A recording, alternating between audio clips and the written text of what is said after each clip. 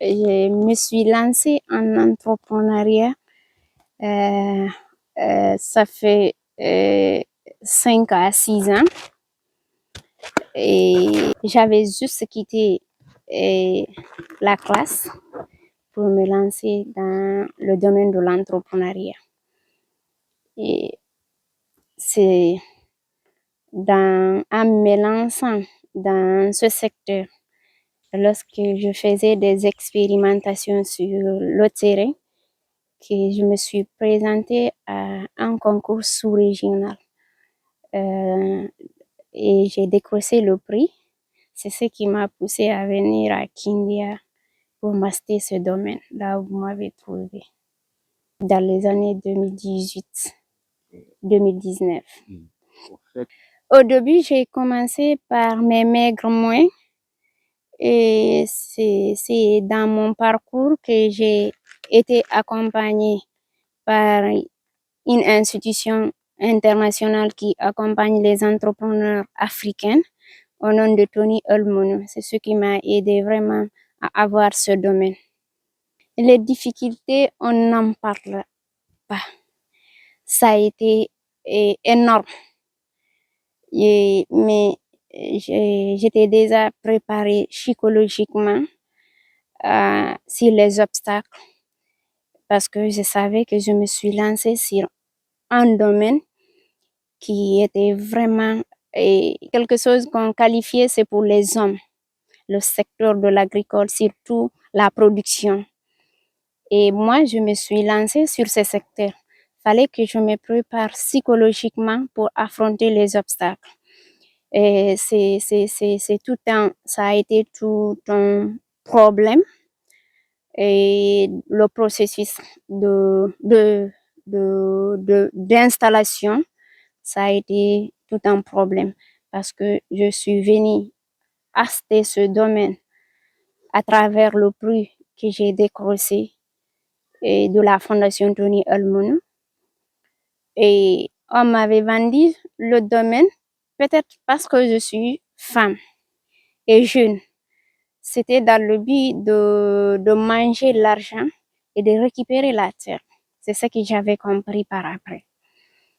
Et vous savez, dans notre pays, la femme a tout un problème concernant le foncier. Et ça a été un problème. Ça a été un combat. On a dévasté de plantes ce mois-ci. On a coupé de fruits. J'ai été victime d'incendie. Et j'ai été victime à 3 reprises sur 3 campagnes que j'avais déjà engagées sur un processus de récolte. Et on a commencé par la première campagne. Dès qu'on a attaqué la première campagne, je me suis dit, Aïssatou, il faut se préparer. C'est sûrement ils vont attaquer les autres campagnes parce qu'ils ont commencé par la première campagne. C'est sûrement ils vont attaquer la seconde et la troisième. Et ça a été le cas. Mais alhamdoulilah, j'ai pu m'en sortir.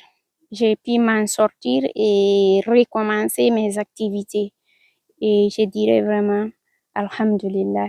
J'étais patiente, j'étais forte psychologiquement et j'ai été accompagnée par la famille, les amis et j'ai eu la chance d'avoir des collaborateurs qui partageaient la même vision et on s'est battus ensemble.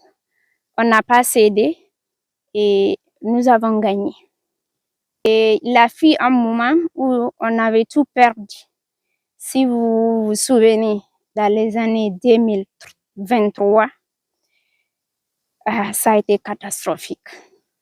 On a coupé des fruits dans mon champ. Des fruits qui étaient presque mûrs. Il ne restait que 2 semaines de la récolte. On vient, on coupe les fruits, on les laisse à l'air libre. Ça a été vraiment catastrophique. Ça nous a mis à terre. Ça nous a anéantis. Mais ça nous a anéantis d'un côté financier. Côté moral, on était fort, on a gardé le même cap et on a pu se réinventer avec un accompagnement de la Banque mondiale et sous le projet PEDAC.